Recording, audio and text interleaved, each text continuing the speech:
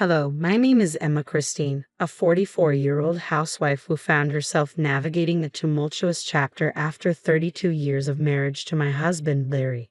Our relationship, characterized more by routine than companionship and marked by the absence of children, had slowly unraveled. Mutual support and affection had faded over time, leaving me feeling increasingly isolated despite my initial belief in our partnership. One day, after filing for divorce and amid the painful process of dividing our assets, I made the difficult decision to claim the house.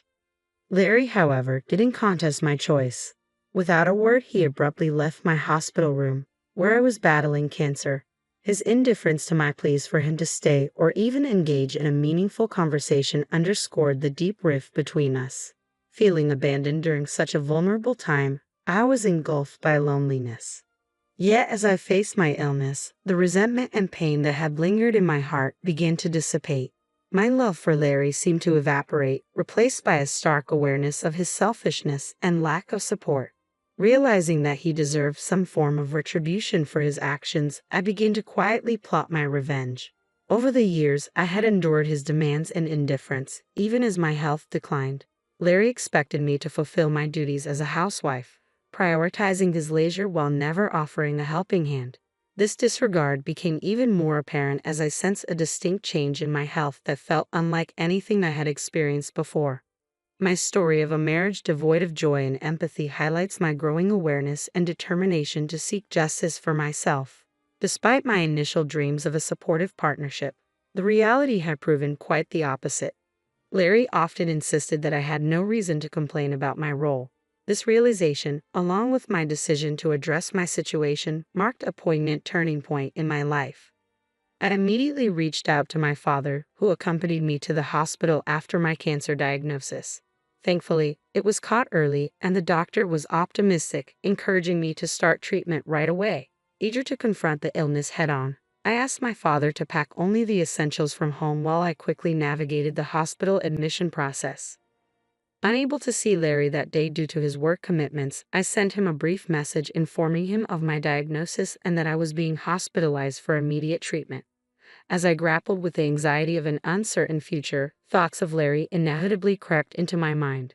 Even though my feelings for him had diminished, a faint hope lingered that we could face this challenge together and perhaps rekindle some semblance of our former life as a couple. I envisioned a scenario where, moved by my vulnerability, Larry might express concern and ask, "Are you okay?" I yearned for even a few comforting words or a simple visit, which would have meant the world to me at that moment. I found myself wondering how Larry was managing at home, juggling meals and daily chores. A part of me felt guilty for not being able to maintain the household routines I had always managed with ease. However, as the days in the hospital stretched into weeks, Larry never came to see me. He had read my message, yet there was no sign of concern, not even a basic acknowledgement of my situation. His indifference, especially during such a serious illness, cut deeply and laid bare the stark reality of our relationship. Faced with this painful truth, I decided to release any expectations I had of Larry. With renewed focus, I prepared myself for the difficult journey ahead in my fight against cancer. The treatment was intense and fraught with pain and discomfort. The harsh side effects of the medication led to many sleepless nights. During these trying times, I sometimes contemplated giving in, allowing my weakening body to succumb to the disease. Yet with each passing day, I found strength in my determination to face this battle head-on, resolved to overcome the odds stacked against me. Although this journey was laden with hardship, it slowly transformed my perspective, teaching me resilience and the importance of self-reliance in the face of adversity. Each time I felt overwhelmed by my illness, the encouraging words from my parents reassured me that I was doing well and that things would improve, giving me the strength to persevere.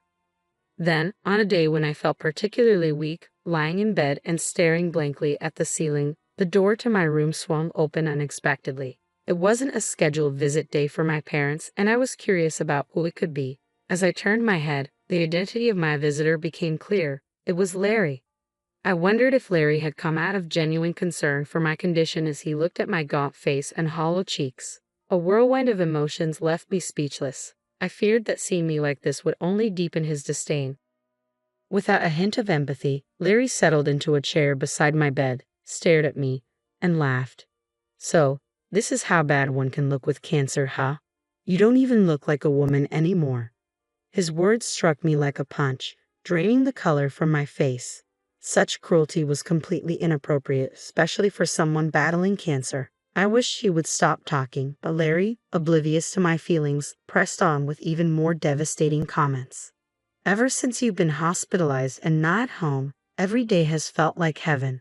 The house is a mess, but I don't even have to go back there. Life is so comfortable without you.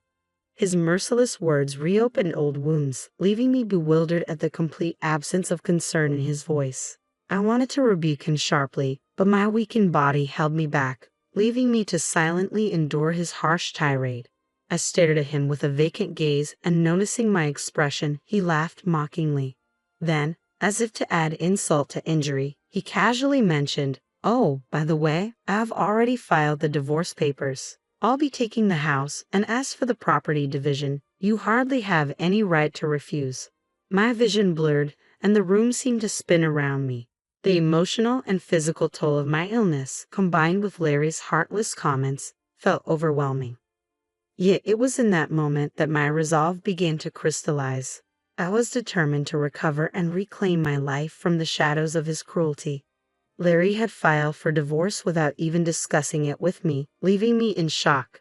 As I grappled with the reality of his betrayal, he continued, "I've fallen for someone else. She's 21 years younger, but I'm serious about her. You're just in the way now." The painful realization of his affair flashed through my mind. But having said what he wanted, Larry turned to leave. "Wait a minute," I called after him. I managed to speak, but Larry paid me no mind. It was clear there was no love left for me in his heart. The realization stung deeply, yet in that moment, I experienced a strange sense of clarity. "I see," I said quietly, a laugh escaping my lips as he left the hospital room. After he walked out, I faced my treatment with renewed determination. Despite the emotional turmoil, I focused all my energy on recovering from cancer and regaining my health. Those next 3 days, though they might seem brief, stretched endlessly for me, riddled with sleepless nights. I found myself wondering if the divorce Larry mentioned was real or merely intended to unsettle me. The uncertainty gnawed at me, but I clung to a trump card I believed would completely rattle him when revealed.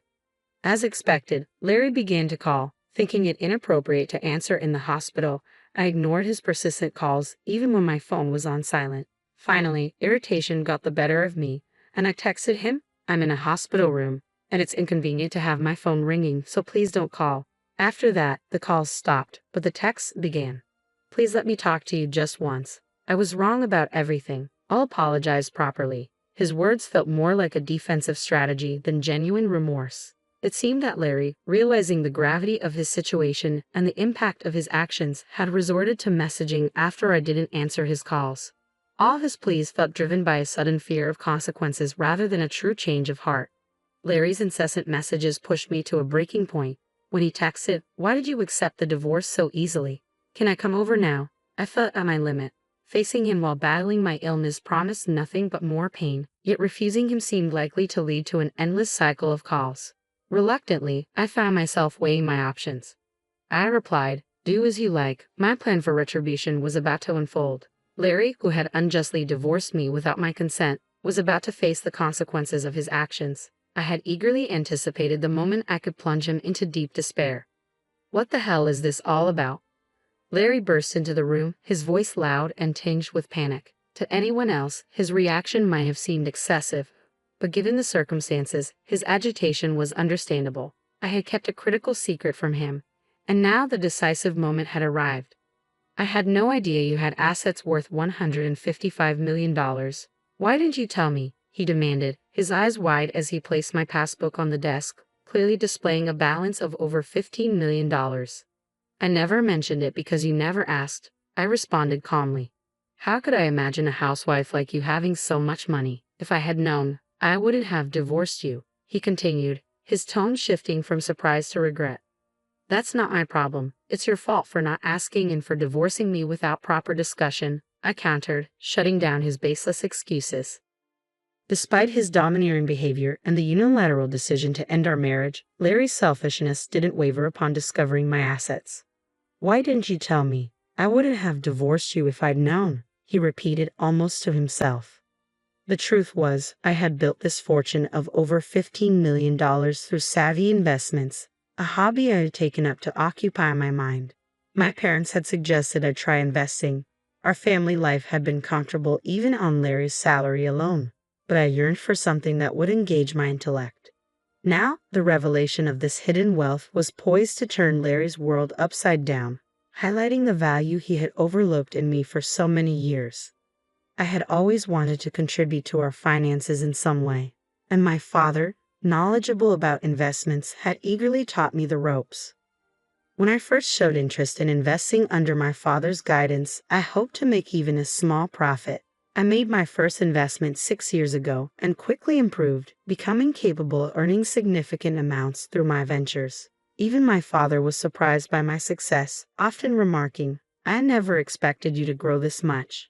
The profits I generated over those 6 years totaled the $15 million reflected in the passbook Larry had brought up. I had planned to share this news with him when the timing felt right, but then I was diagnosed with cancer, and he divorced me before I had a chance to explain.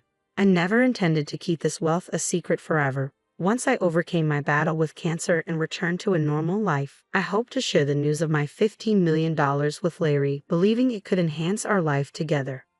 However, Larry chose to selfishly end our marriage before I could reveal this financial secret.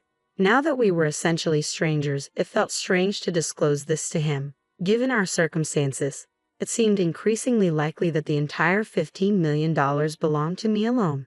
As I recounted my story, Larry's face flushed red with frustration. "If I had known you had this much money, I wouldn't have divorced you. It's your fault for keeping it a secret. You should pay me $15 million in the property division to a ton for hiding it from your husband," he declared. Whether he was panicking over missing out on such a vast fortune or frustrated that he couldn't claim it, Larry began making unrealistic demands. Since we were already divorced, he had no legal claim to the money, yet he seemed unable to grasp that the $15 million was now out of his reach. I couldn't help but laugh at his absurdity, which only fueled his anger further. "What are you laughing at? Stop belittling me," he yelled. Larry had always disliked my attitude, but now he accused me of deceit for not disclosing my fortune earlier. "A wife's assets belong to her husband. You have to give me this $15 million, he insisted. "I never intended to keep this a secret forever. I was going to tell you, but you divorced me first," I replied, trying to maintain my composure. However, Larry dismissed my explanations as mere excuses, becoming more enraged with each word. His shouting overwhelmed me, especially since I was still recovering from my illness. Continuing this conversation felt futile. Larry was intent on portraying me as the villain. "Enough is enough," I finally exclaimed. "You divorced me on your own. Remember who filed the divorce papers without consulting me? I always knew your behavior was terrible, but I never thought you could be so cruel." My heart was now not only burdened by my struggle against cancer, but also filled with resentment toward Larry. His loud shouting was too much for my weakened body to handle. More than that, I couldn't hold back my anger toward this selfish man sitting arrogantly beside my hospital bed, hurling accusations steeped in self-centeredness. Do you know what I thought when I found out I had cancer? I continued to hope that perhaps this would make him reflect. I thought maybe it would cause him to worry about me, to show kindness, and reconsider his feelings. But instead, he didn't even bother to visit me in the hospital. His lack of empathy and support during such a critical time in my life revealed more about his character than anything else could. It was clear that any feelings he once had for me were overshadowed by his selfish desires and misguided sense of entitlement. When Larry finally did show up, he bluntly stated that he had filed for divorce without my consent and intended to take the house. His audacity in criticizing me for having substantial assets was astounding. I had said it many times before. I never intended to keep my wealth a secret indefinitely. I had planned to find the right moment to share the news, but he had ruined that opportunity with his actions. I had never blamed Larry as much as I did now. In the past, I always forgave his selfish behavior, believing that as a couple, we should support each other. I never scolded or reprimanded him, enduring everything for his sake. I had loved Larry deeply, but now, all I felt was uncontrollable anger and disbelief toward a man who only spoke and acted selfishly. How could someone be so self-centered? What kind of upbringing fosters such a lack of empathy? Surely, a person who engages in an affair and divorces without consent lacks serious consideration for others. Stunned into silence, I realized it was futile to harbor any hope or doubt. Then Larry pleaded, "My girlfriend found out you have $15 million and says she'll divorce me if I don't get it. If I don't get this money, I'll be all alone. You still love me, right? Don't you want to help the person you used to love?" It was clear Larry's mistress knew about my $15 million fortune, likely because he had carelessly told her. From his story, it seemed his mistress was just as obsessed with money. Birds of a feather flocked together, I suppose. No matter how much suffering he faced now, it had nothing to do with me anymore. "Please, I'll do anything. Just give me the $15 million. Larry continued to beg, but his pleas felt meaningless. My feelings for him had completely evaporated, replaced by a firm resolve to separate my life from his once and for all. Seeing Larry in such utter desperation was almost comical, and I couldn't help but laugh, though a wave of disappointment and misery soon followed. It dawned on me that he had never shown such desperation for anything that truly mattered to me. As we continued our conversation, my feelings for him cooled further.